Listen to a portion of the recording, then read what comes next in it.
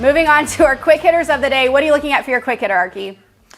Ole Miss at Tennessee, and more college basketball. We're back to the Southeastern Conference for a little bit, but we're also looking at Rick Barnes' Tennessee team that is borderline explosive at being really, really good. Like, they have a lot of stop-and-start sort of games and momentum times throughout the season. They had a chance to sort of really solidify what they're doing going into conference play with the Memphis game, but that game got canceled while they were in the arena and getting ready to get out to go for warm-ups to get at Bridgestone Arena earlier this year. Or I guess it was last year. So I like John Fulkerson. I like this offense. They're really fast. They're really good at shooting the three. They're really spread out and good shooters. I just don't get it consistently enough. But they're taking on Ole Miss tonight, and Ole Miss is... they've had better days. Let's just say they've had better days. They may be rooting for the Marshall Henderson days to be able to come back, to be honest with you. And those were bizarre, weird days. I'm not really sure what to think about Ole Miss. They've been a little up, mostly down. They have some fascinating losses on their schedule and a couple of really weird wins too. So I don't know if I can trust them to do anything good this year. Plus, Jarkel Joyner, it was just announced before we went on, is going to be out in this game, and he's nearly 15 points a game that's just going to be off the court tonight.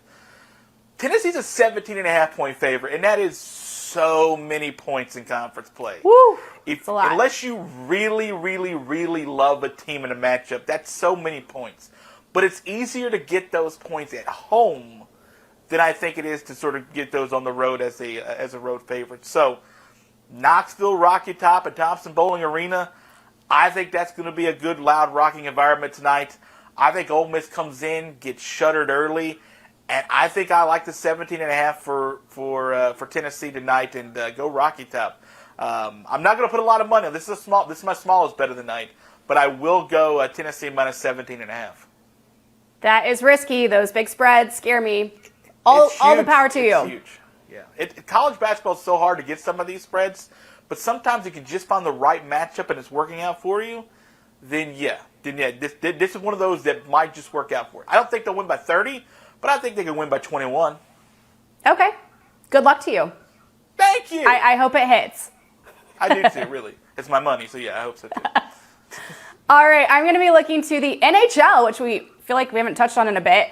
The Blues, who are 19-9-5, 7-6-3 on the road, will visit the Pittsburgh Penguins, who are 18-8-5, 9-5-2 at home. Right now, Pittsburgh is favored with the puck line at minus 1.5 at plus 176, with the total sitting at 6.5. The Blues, I hope, have thawed out after the Winter Classic, where they beat Minnesota 6-4. I mean, Ryan O'Reilly's beard was frozen. It was minus 9 degrees. Coldest outdoor hockey game in history. You could not have paid me to be in attendance at that game. Arky, did you catch any of the Winter Classic? Yeah, how about the fact that they were reporting they had to heat the ice so it could be playable? What? That is insane. Yeah. My favorite part was the Blues entrance. The whole, beach get up, carrying the cooler, acting like it wasn't cold. Yeah, it was cold. Don't lie. That was great. That was actually, that was gold, if you will. The Blues are looking for win number 3 in a row, and Pittsburgh is going for their 9th straight and 5th win at home. So, holy hot team. Despite the Penguins currently, they sit at 6th in the Eastern Conference, while the Blues find themselves in 4th in the West. This will be the first meeting between these two teams this season, and it will be fun to see Vladimir Tarasenko go up against Jake Gensel, who both lead their teams in points and goals. Tarasenko has 14 goals on the season next to Gensel's 16. These are two teams who are scoring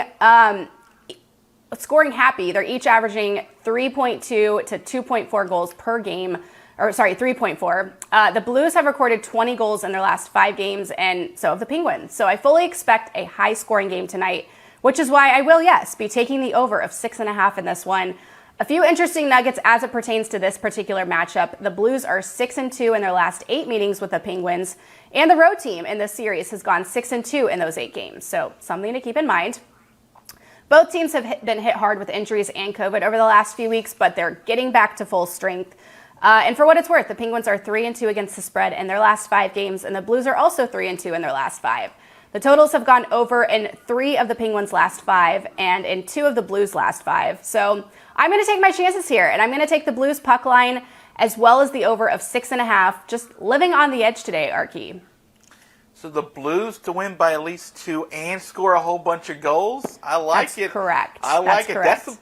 You're going to make some money off that one. I think what'd you say, the minus 1.5 is like plus 176 or something? Yes. Yeah, that's a nice little ROI, like they say in the business. That's a cool term we like to use. The Blues are plus 1.5, minus 220. Oh, the Blues are plus 1.5. Okay. Yes. All right. Oh, okay. All right. Interesting. All right. Yeah. Fingers crossed. Yeah, definitely. I looked at this game. I just couldn't pull the trigger on the over. I kind of like the over with you. I just couldn't make myself do it, but I was close. I was hair trigger. That's fair. I'm having a wild Wednesday.